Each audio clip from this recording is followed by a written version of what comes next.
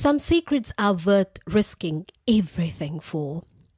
Others will kill you first. A secret society murdered my father and left me for dead. Well, I have good news for them. I'm not just his daughter. I'm his vengeance. So, you just published your book. Like, what do you think? How do you feel? Shivers. Ayubowan. Kia ora. And welcome to Sorry Amma, I married a Kiwi. It's good to have you back. We've missed you. We're back and this is our 9th episode. Wow, I never thought we'd make it. I know, right? We have come so far, and today we thought we're going to just pause for a second without going back to the past. The last time you'd flown the coop for Sri Lanka, as far as I remember.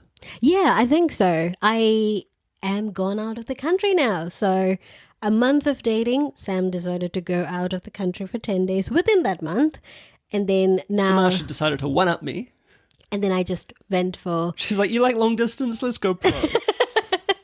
And then, yeah, so as I told you on the first date, I have flown out of the country for 3 months initially. You kept your word. Yes, I normally keep my words. A woman of your word. I am leaving.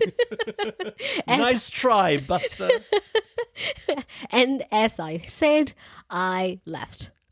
So that's where we are up to in our story. With Sam just at the airport watching Marsha's plane fly away, just sitting down, twiddling his thumbs with nothing to do now. Oh my God, it's so funny. It's at the moment when we are recording this, it's kind of a bit of a funny moment to be talking about it because I am right about to go to the airport. We're just recording it right half an hour before I leave to the airport to go for work for a week of stuff. But yeah, this is so funny. That's right. It feels very the weird. Timing. It feels very weird to have Marsha packing her bags because we, apart from Sri Lanka, the only time we were really apart was when you flew over early for the wedding. Yeah. To get things ready. Yeah, exactly. Yeah. So this time again, after 2 years, 3 years or something, I'm just not for 3 months. You don't have to panic. I'm just only going for a week for work. And I want everyone to know that I am a fierce, independent male who managed to survive on his own for many years, couch surfing his way across the world. But now I'm just kind of worried that I can't remember how to function. I'll be all out of rhythm. But weren't you the one who just told me I don't know, tomorrow would be trying to figure out how do I function? Would I have my sock on my head or something? I'll be trying to put a sock on my head. I just feel like that's how it's going to end up. But I'm flying down too. I just have to make it through a week. Yeah. You'll be fine. You'll be fine. As long as you wouldn't put your sock on your head, you'll be fine. Your vouch of confidence means everything to me. Okay, so apart from that part, I think we need to dive into we thought we're just going to take a little bit of a break. We're having a special episode. Oh, yes, great. When I said we're having a break, I thought people would jump into the Friends situation. It's I was on a break. No, sorry, break from content. Yes. Special episode special. Wow, that's great. That's from our tech audio team. Tech team is just doing its thing.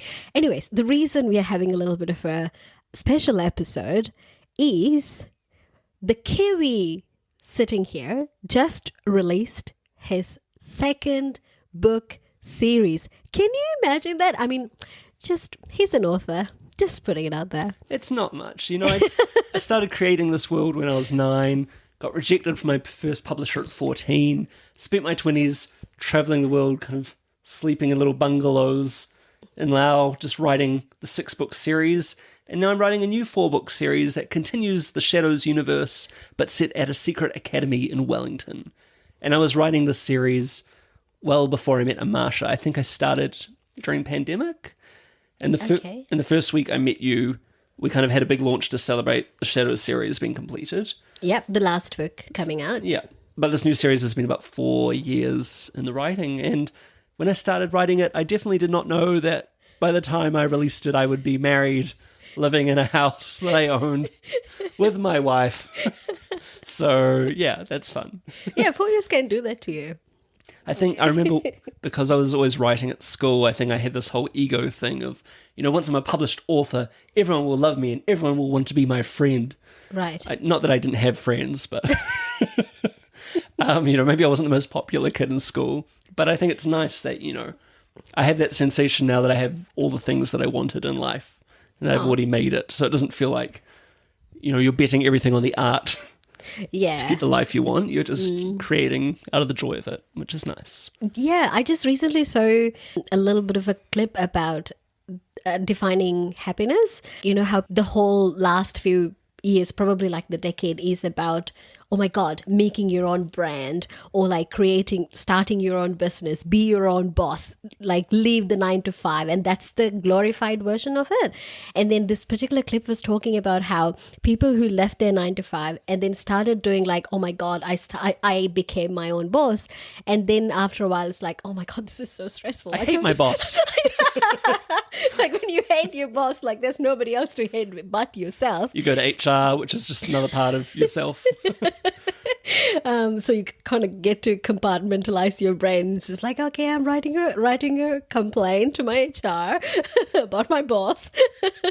So anyways, apparently there are some people who left that like, let's say influencer or YouTuber or like whatever the kind of lifestyle that they had, and then went back to 9 to 5 and then like, oh my God, I have so much sense of like relief and happiness.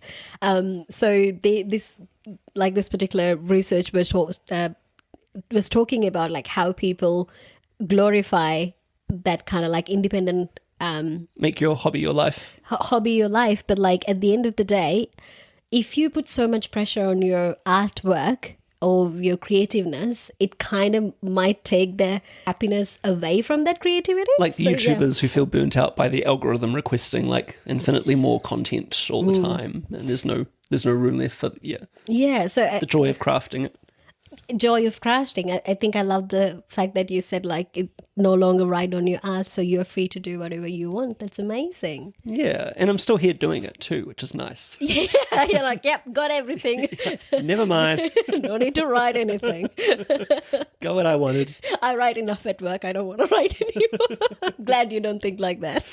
No, it's still, I've been trying to think, obviously as you do around launch, like why do I keep doing this 2 decades later? And like it's obviously like the intrinsically rewarding part. I love the puzzle of a story and that feeling of discovering the novel as you go along. Like you're discovering a book that already exists, but you're kind of unearthing it as you go. But also like the connection with readers. Like even if you just get a few responses of people who've been deeply impacted and connected with the book, like that's huge. I don't think there's much that comes close to like that feeling of fulfillment. That is amazing. That is so lovely to hear. So we have the book here. All of a sudden I just sound like the interviewer that I used to be. The program. And I'm so excited to be here on the main Sri Lankan news.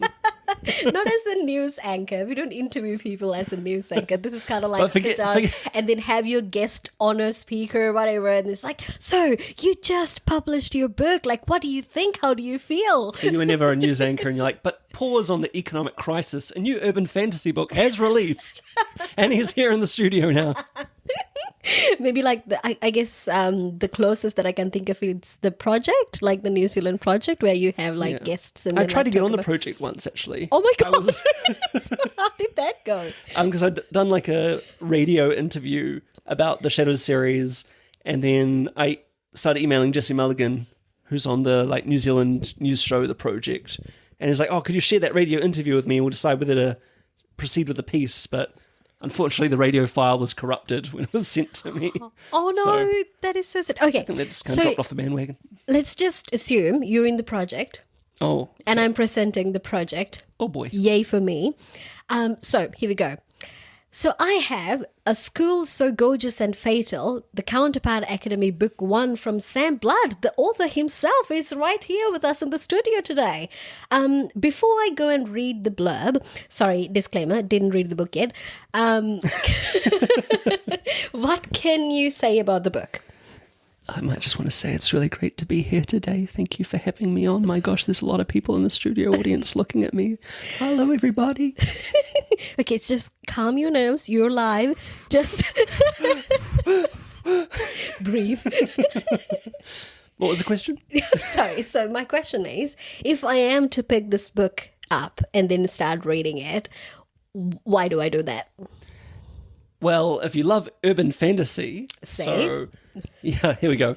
So all the Shadows books so far, they're based in modern day Auckland. So a lot of familiar New Zealand Kiwiana stuff for the people who love that. And it's also got those magical elements. So there's a world parallel to our world, which is the Shadow world. Every one of us has our own kind of magical creature being counterpart over there. Like over in the Shadow world, you might have a unicorn counterpart who's currently interviewing my dragon parrot. Oh over my, there. that's a good image to have. Okay. One that you'll never get out from your mind. So there's some nice, mirroring like that. And this series takes part at a secret magical academy in Wellington. Right. I was about 14 when I came up with the idea for this particular series. I think I loved the idea of, exploring the kind of anti-hero, the morally grey character, this young girl who's been kind of so touched by the experience of death and traumatized by the loss of someone that she kind of goes on this path of vengeance where, we're kind of increasingly asking whether or not, she's becoming the thing that she intended to destroy. Oh, wow. Actually, so a reviewer just left a comment saying that. So I'm actually, thank you whoever left that review, because I'm now using that as my promotional material. That is amazing. So I want you to read that, because I was just like for somebody to just kind of like peep into your soul. And because I remember you have told me when I asked you, it's like, what's the book about? Because I am not somebody who normally like the hero guy. So I'm also somebody who always more drawn towards the character where like you have so much of layer. And then you told me, not in the same words, but that's what you kind of explained to me. So this morning when you were reading out that comment, I was like, wow, so you delivered, Sam. You did good. Before we go to the comment, should I read the blurb? Oh, that'd be great. Okay, so the blurb could you do it in your dramatic news anchor voice? I don't think you're supposed to have drama when you're reading news. Okay. Okay, so I'll be the non-news anchor. Some secrets are worth risking everything for. Others will kill you first. A secret society murdered my father and left me for dead. Well, I have good news for them. I'm not just his daughter. I'm his vengeance. Ooh, my quest... Sorry? Shivers. Oh, great. My quest for justice led me to Counterpart Academy, a clandestine school in Wellington, New Zealand. Everyone here seems to have their own agenda, especially the dangerously attractive Riley Aberdeen and Sefi, an inappropriate mantico with a nose for trouble. With my world unraveling and the lives of those I love in jeopardy, I'm going to need all the cunning Father gave me to survive. But in my pursuit of truth and vengeance, will I lose myself to the darkness? Oh, dun dun dun. Wow. That's breathtaking. That's amazing. So some of the fun reviews we've had so far today, we launched yesterday. Yeah. One reviewer said, "Such a good book. I haven't read a fantasy book since high school. The last 3 years have been full of smut and dark romance/mafia books. I needed something new.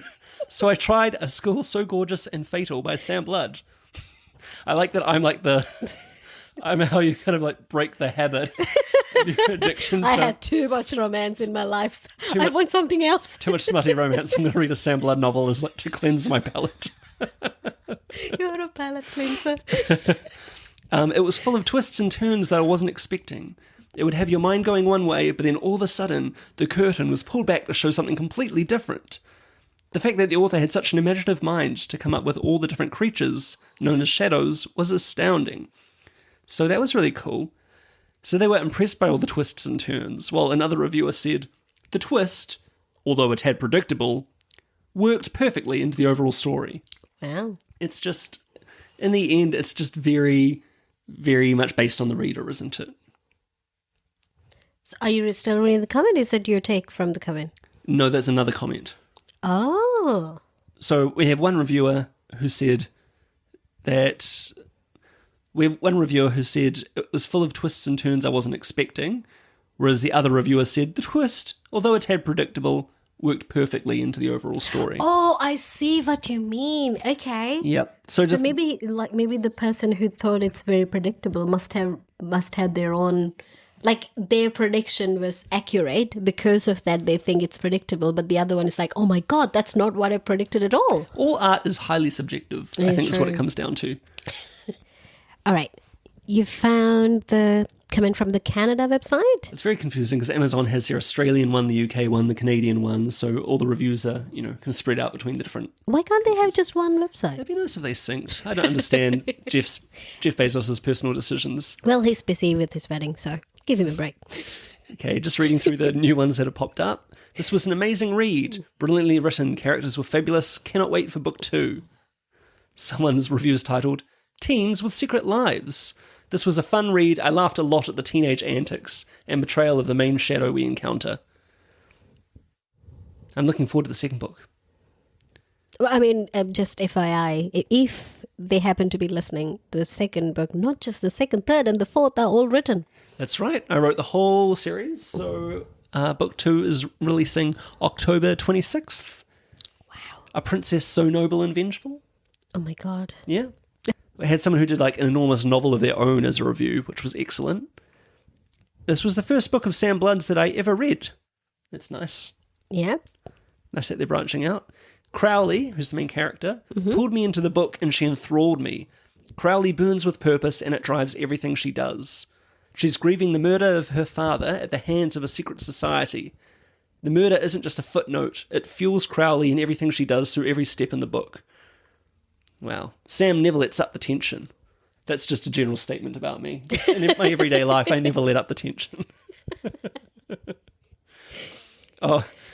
So Riley Aberdeen is the main romantic interest in the book. Okay.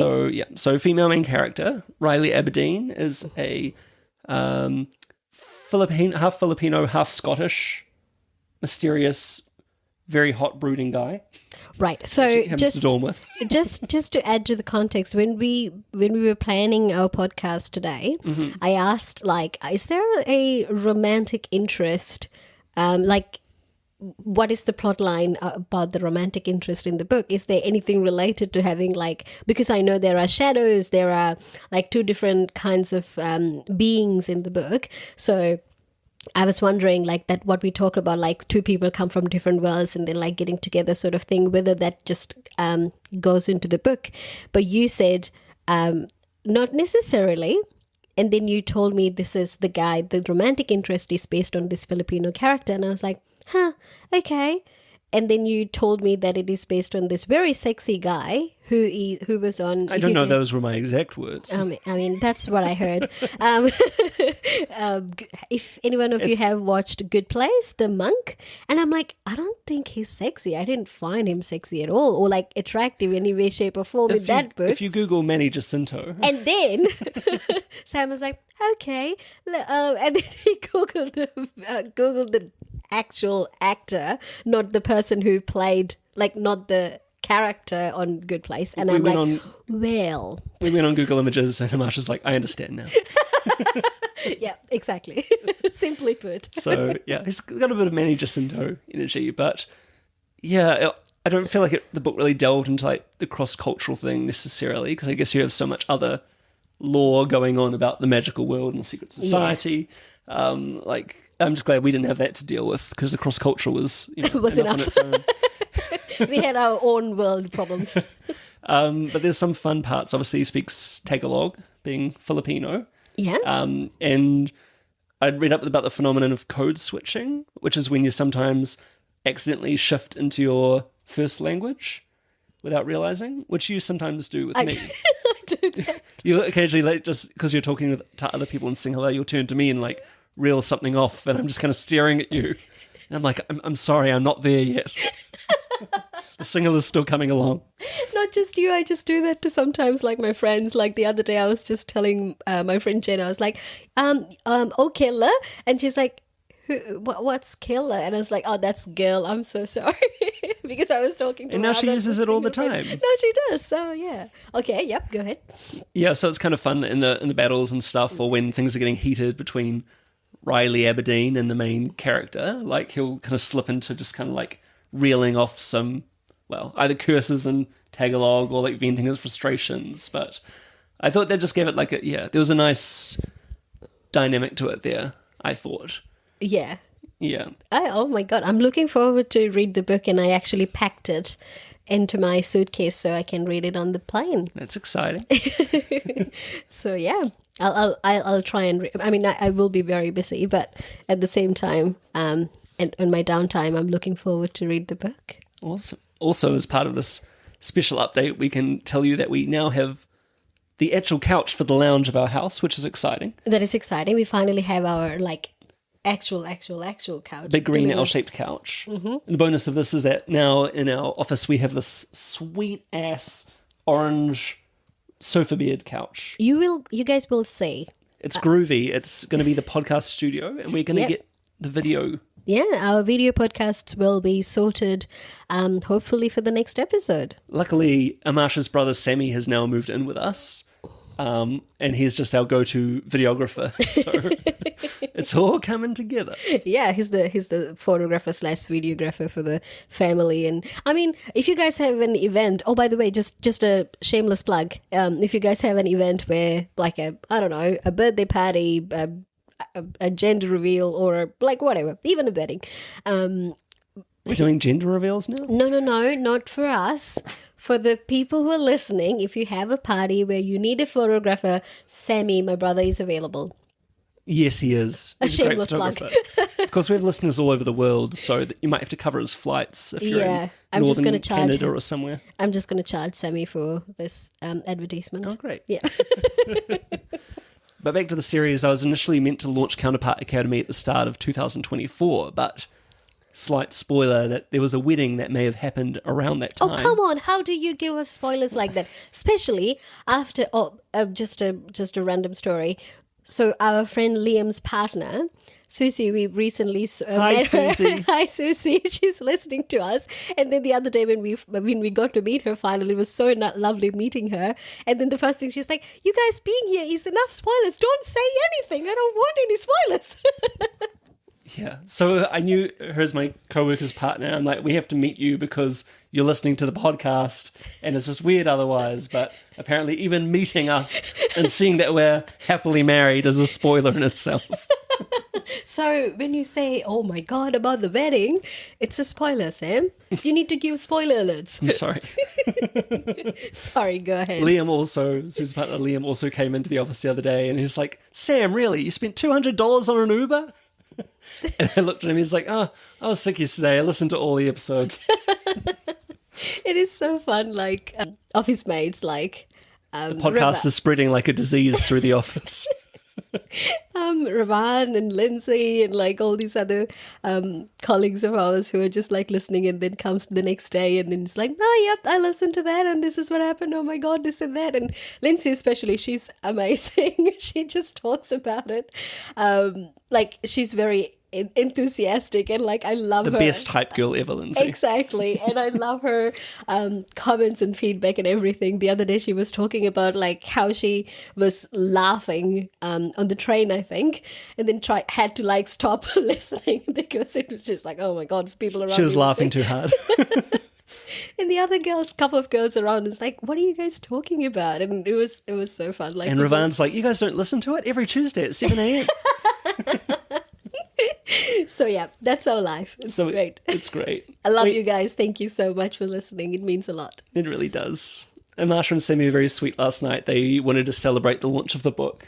So they said that I was allowed to get 2 types of takeout, which is obviously Domino's pizza and roast potatoes from the roast shop with heaps of gravy. And they went out to get it. Can't go wrong. But then they were kind of mysteriously gone for an hour. And it's like only a 5-minute drive to like the pizza place. So I'm kind of like sitting alone in the dark, getting lonely. And I'm like, I feel like they might be up to something of a surprising nature. Oh, you thought that? No, you didn't. I just got a little bit. You got suspicious? I just wanted, like, it was either that or you guys have been kidnapped. So I hoped it was the former. Yeah. And so I called up Marsha just to see, because I'm actually trying to start learning Sinhala more. That's very sweet of you. So I wanted to get an exercise book to write some of that in. So I rang up to ask if they could grab one. And Marsha answered, and she's like, "Oh, yeah, we are." I just kind of stuck because, like, for me, it's so hard to lie to you. Yeah, our lives are already very entangled with working together, and Yeah, like, it's so hard to do anything surprising to Sam, and especially I find, like, even if I plan something surprising, if it's like, let's say at least a week away, I just ended up telling Sam anyways because I can't keep it to myself. I'm like, I have this thing. But anyways, so yesterday, I was like, why are you out for so long? She's like, oh, Sammy needed some things. No, I was just like I started stuttering. I'm like, No, you started off good.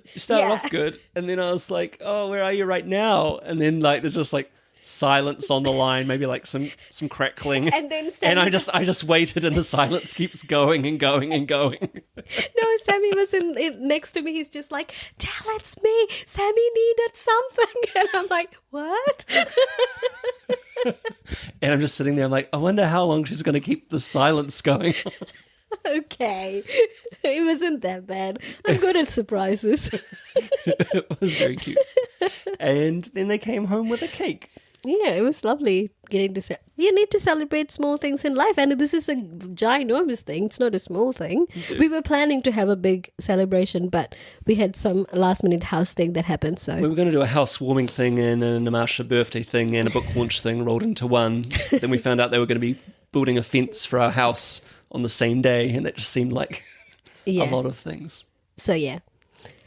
And they brought marshmallows and Kit Kat mochachinos, because mochas with marshmallows is like a big thing in the series. So yeah, that was sweet. But yeah, so we just launched the book last night, and then everything is going well so far, right? I'm trying not to constantly refresh for the reviews and the sales.